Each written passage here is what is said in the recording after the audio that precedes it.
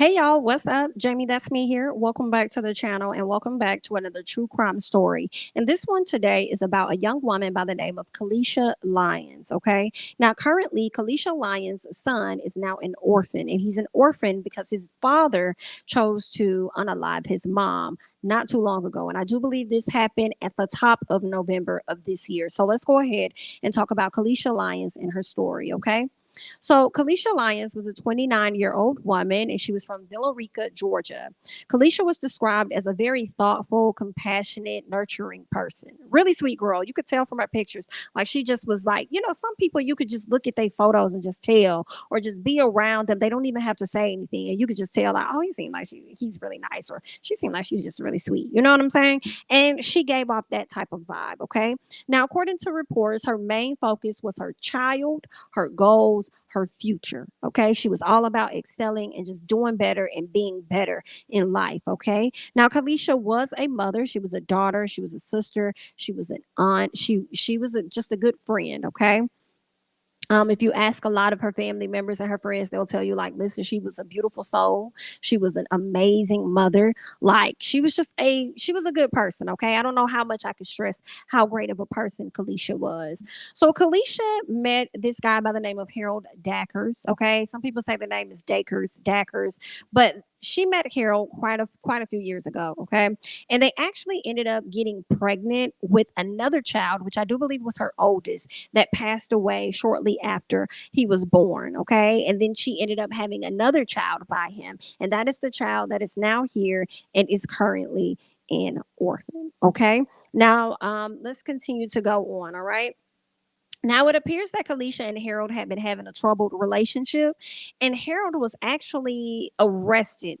Okay, he was arrested prior to murdering this young woman on November 4th of this year. Okay, he actually was arrested back in June. I believe it was June 19th, over the summer, over regarding an incident that took place between the both of them at Hampton. I believe it was Hampton Apartments. Okay, let me make sure I have that correctly. Yes, it was Hampton Court Apartments. All right.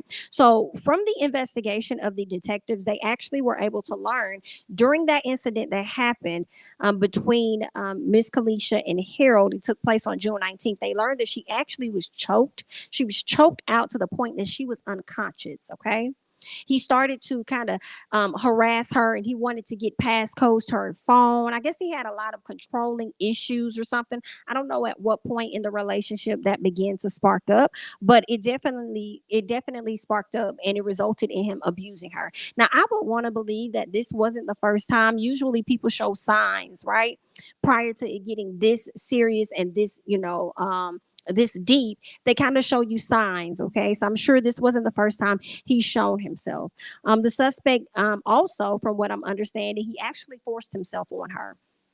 All right, he forced himself on her prior to letting her go. So not only did he abuse her, he choked her out until she was unconscious. He wanted her cell phone passwords and any other digital devices that she had. He wanted access. Okay, he wanted her passcodes, and then before she left, he forced himself on her before he, like, are you crazy? Like, and understand, this actually was her ex-boyfriend. At this point, he was just a baby daddy. He wasn't even her man. Let's be clear about that. Okay. Now, he definitely forced himself on her, and shortly after that, he was arrested. Okay. He was arrested on assault charges, one of those charges being SA.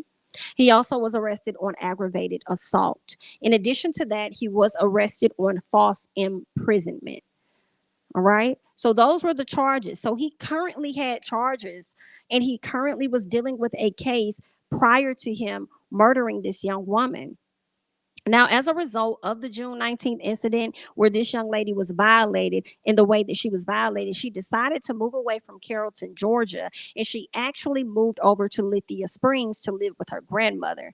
And her living with her grandmother, that's when she lived with her grandmother, when she ended up meeting her demise by the hands of this horrible man, is what I'll say. All right. Now, Mr. Dakers was released on bond after the June 19th incident, they allowed this man to go on bond. Understand, the DA did not want this. They were like, no, we're not doing that. No, Your Honor, he needs to stay behind bars. This man is dangerous. Hello.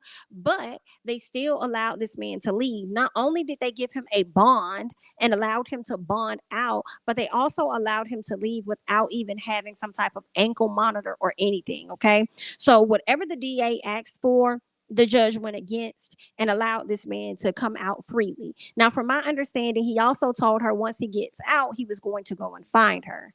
And shortly after he got out, that's exactly what he did. Okay. Now, according to reports, Kaleshia Lyons was killed by Harold on Friday, November 4th, shortly after 9 p.m.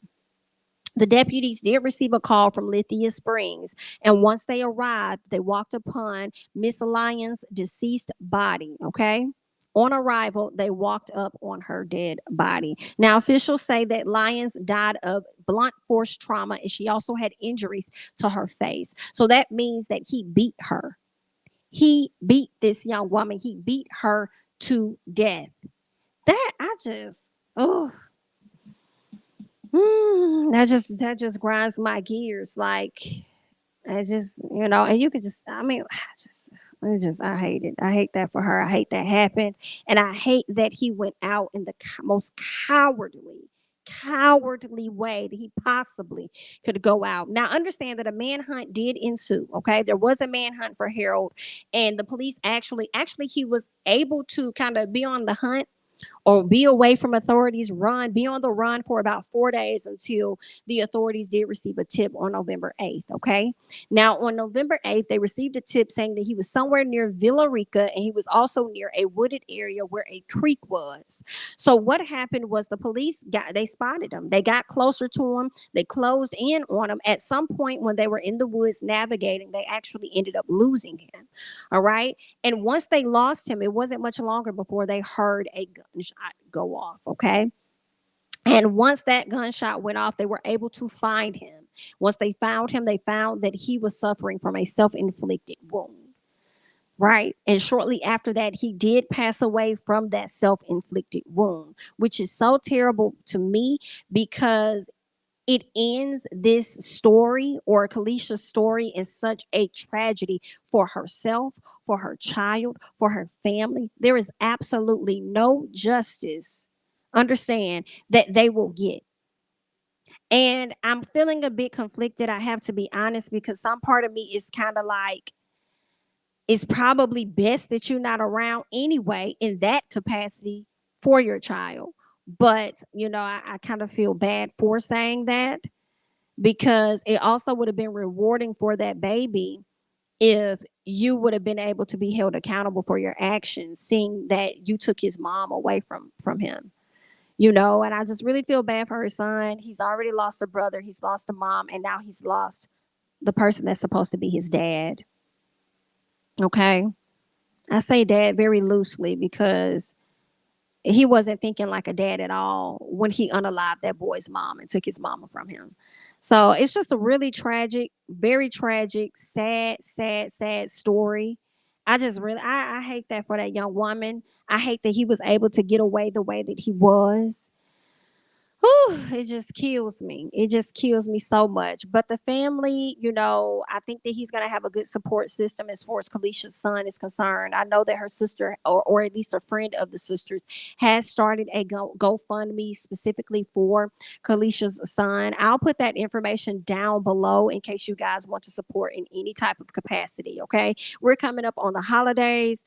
It's coming up on we've already passed Thanksgiving. Okay. You took his mom away at the top of the month, and then here it is, a time all about family. Here we are, and then Christmas is next month, and it's just a lot. Okay. And I believe the baby's birthday is going to be here in a few months as well. So it's just really, really sad. That baby's going to be going through a lot. That's a lot of trauma to deal with, and I can imagine what that child witnessed. I don't know if the baby was at home at the time of the incident with his mom, but I can just imagine the things things that he's already witnessed, you know. Just really, really, really sad story. Okay. But I wanted to bring that to you guys real quickly. Let me know your thoughts and comments down below. Not sure if you guys have heard about this story at all, but let me know your thoughts about it down below. I'm Jamie, that's me. Don't forget to like, comment, subscribe, share the video, follow me on Instagram and Twitter at Jamie, that's me. And I'll catch you guys in the next one. Bye.